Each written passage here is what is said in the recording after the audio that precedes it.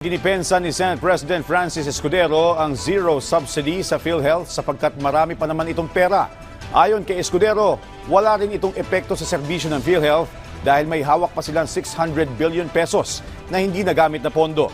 Samantala, tiniyak ng Department of Health na tuloy-tuloy ang serbisyo ng PhilHealth kahit pa wala silang makuhang subsidiya mula sa panukalang national budget sa 2025.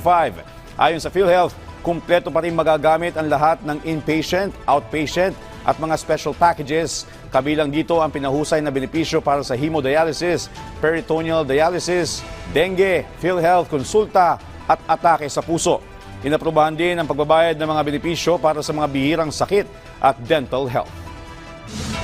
Tinitiyak ng Department of Health bilang tagapangasiwa ng Philippine Health Insurance Corporation o PhilHealth na magpapatuloy ang mga benepisyong pangkalusugan ng National Health Insurance Agency kahit mayroon man o walang subsidiya mula sa paparating na General Appropriations Act.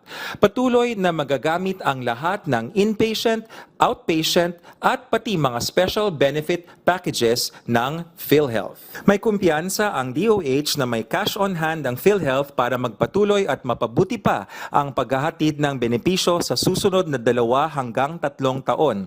Ang kabuuang paggasta sa benepisyo ng PhilHealth noong 2023 ay nasa 74 billion pesos. Mula Enero 1 hanggang Setyembre 30, 2024 na may 3 natitirang buwan na lamang hanggang sa katapusan ng taon, ang paggasta sa benepisyo ay tinatayang nasa 135 billion pesos. Sa pagtatapos ng 2023, ang naipon nitong netong kita ay naitala sa 463.7 billion pesos. Kasunod ng Universal Healthcare Act, nakakuha na ang PhilHealth ng reserve fund na 280.6 billion pesos para sa 2 taong halaga ng benepisyo at iba pang gastusin nito. Nabilang ng Social Health Insurance Agency ang surplus fund balance nito na hindi bababa sa 183.1 billion sa simula ng 2024.